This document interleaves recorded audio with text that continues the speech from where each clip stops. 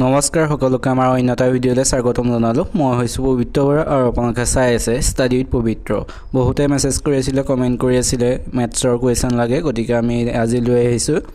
ইয়াত যোৱা বছৰ আহিছিলে এইটো কুৱেশ্যন মধ্যমা উলিয়াই, গতিকে মধ্যমা উলিয়াই কেনেদৰে উলিয়াব লাগে বহুতে জানে বা বহুতে নাজানে। বহুতে এইটো কুৱেশ্যন হয়তো যোৱাবাৰ এডিআৰি অহা, গতিকে এৰি থৈ আহিছে চাগে, গতিকে এইবাৰ এনেধৰণে যিহেতু আহিব, গতিকে আমি শিকি লওঁ কেনেদৰে মধ্যমা উলিয়াব লাগে। গতিকে সকলোৱে ভিডিঅ'টো শেষলৈকে চাব।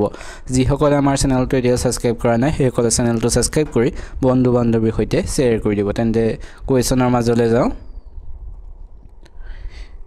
এইটো কুৱেশ্যন এইটো যোৱাবাৰ আহিছিলে এডিআৰিত, যি 15 তাৰিখে হ'বলগীয়া পৰীক্ষাৰ পেপাৰ, সেই পেপাৰখনতে যোৱা বছৰ তেনেধৰণৰ পেপাৰখনতে আহিছিলে।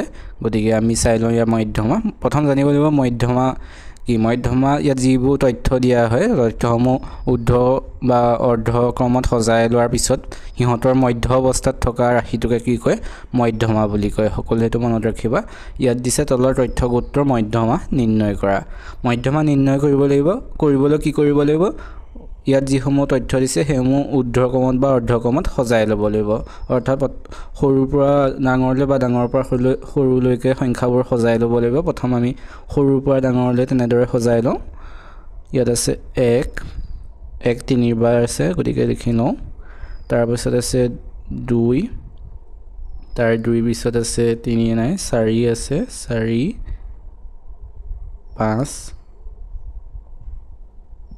5 দুবাৰ আছে। তাৰপিছত আছে 7, তাৰপিছত আছে 8ৰ পিছত আছে 12 দুবাৰ আছে।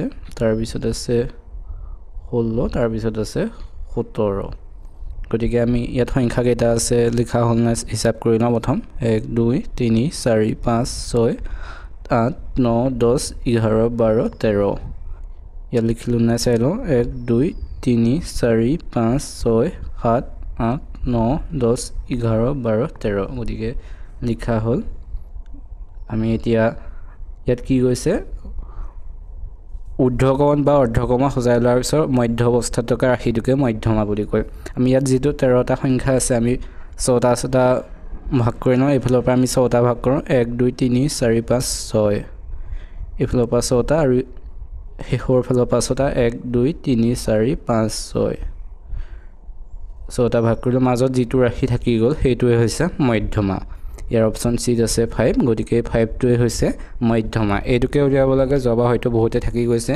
একদম সাধাৰণ ট্ৰিক, 2 ছেকেণ্ডতে তোমালোকৰ নিশ্চয় ওলাই গৈছে। এতিয়া মই বুজাই আছোঁ কাৰণে অলপ দেৰি হৈ গৈছে, কিন্তু তোমালোকে অতি সোনকালে উলিয়াই দিব পাৰিবা। এইটোৱে হৈছে তোমালোকৰ মধ্যমা।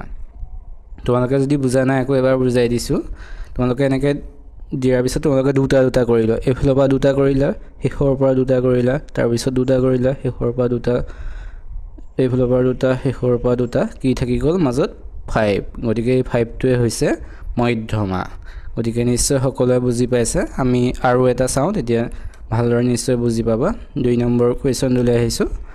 ইয়াতো তেনেদৰে আছে। গতিকে আমি প্ৰথম সৰুৰ পৰা ডাঙৰলৈ সজাই লওঁ। সৰু কি আছে 31, তাৰপিছত আছে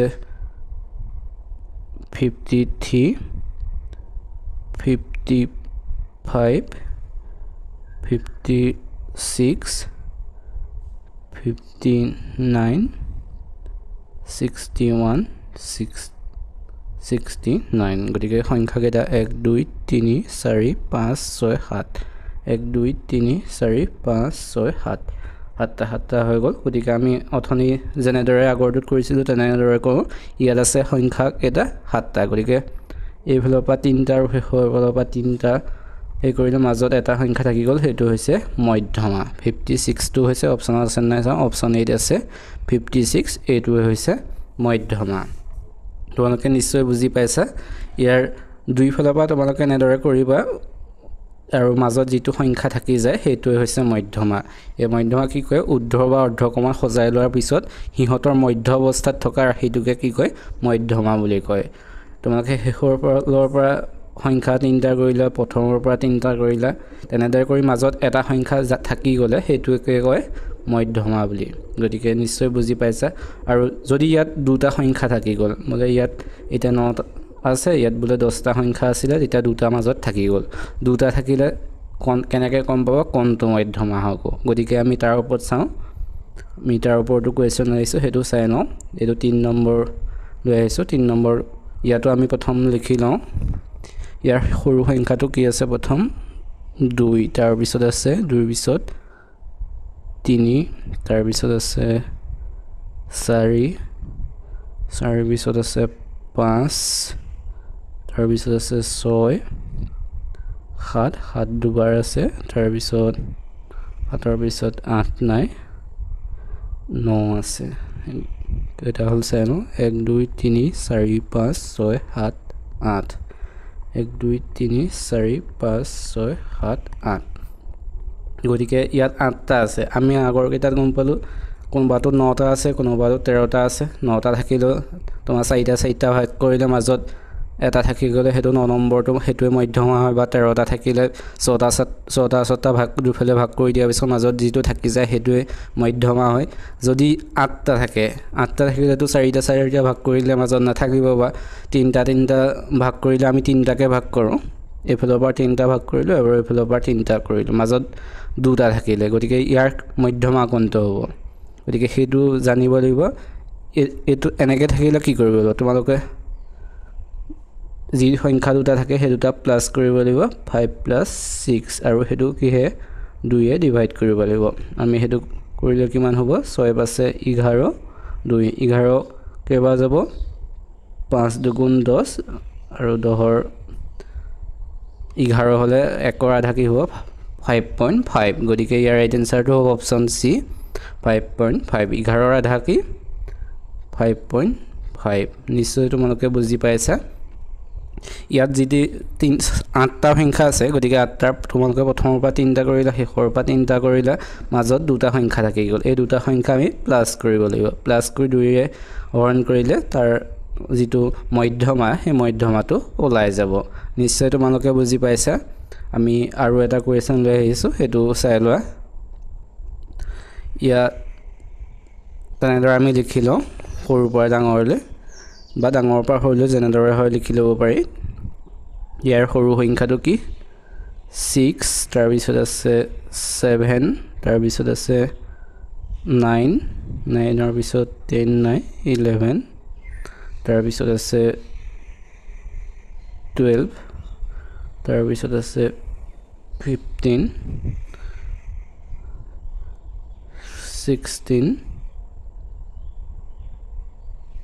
17 21 23 গতিকে আমি ইয়াত কেইটা সংখ্যা আছে 1 2 3 4 5 6 7 8 9 10টা 1 2 3 4 5 6 7 8 9 10 এটো হিসাব কৰি লৈছো যাতে মাজত লিখাত থাকি না যায় হেতু কাৰণে হিসাব কৰি লোৱা হয় বা হিসাবটো তোমালোকে হ'ব 10টা 11টা থকা হেতেন তোমালোকে উলিয়াবলৈ একদম সহজ হওঁতে এফালৰ পৰা 5টা বা হেফালৰ পৰা 5টা কৰিলা হেতেন মাজত যিটো সংখ্যা থাকিল হেতুৱে মধ্যমা হ'ল এতিয়া আছে কেইটা 10টা কৰিলেতো এফালৰ 5টা হেফালৰ কৰিলে মাজত কোনো নাথাকিব সংখ্যা মধ্যমা সংখ্যা গতিকে আমি 10টা প্ৰথম 4টা কৰিলো এফালৰ পৰা 4টা কৰিলো পিছৰ ফালৰ পৰা 4টা কৰিলো মাজত দুটা সংখ্যা থাকিলে কি কৈছিলো দুটা সংখ্যা থাকিলে সংখ্যা দুটা প্লাস কৰিবলৈ প্লাস কৰি তাক 2 এ হৰণ কৰিবলৈ ইয়া গতিকে দুটা সংখ্যা হৰণ কৰি পেলাই যিটো ওলাই হেতুৱে হৈছে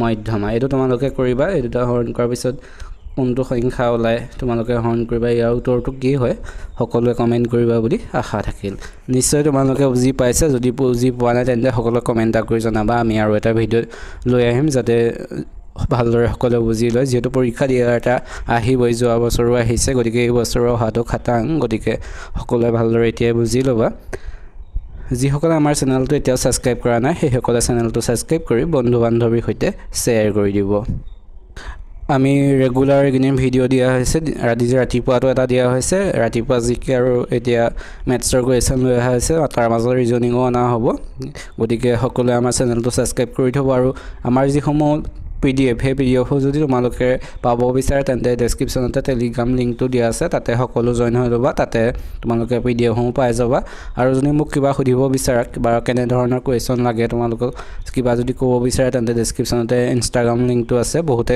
মেছেজ কৰিছে বাৰু যদি তোমাৰো কিবা ক'বলগীয়া আছে তেন্তে তুমি তাত মেছেজ কৰিবা গতিকে সকলো উত্তৰসমূহ দিয়া হয় বা কেনে ধৰণৰ ভিডিঅ' লাগে মেছেজ কৰে তেনে ধৰণে বনোৱা হয় গতিকে তুমিও মেছেজ কৰিবা তেন্তে আজিৰ ভিডিঅ'টো ইমানে ধন্যবাদ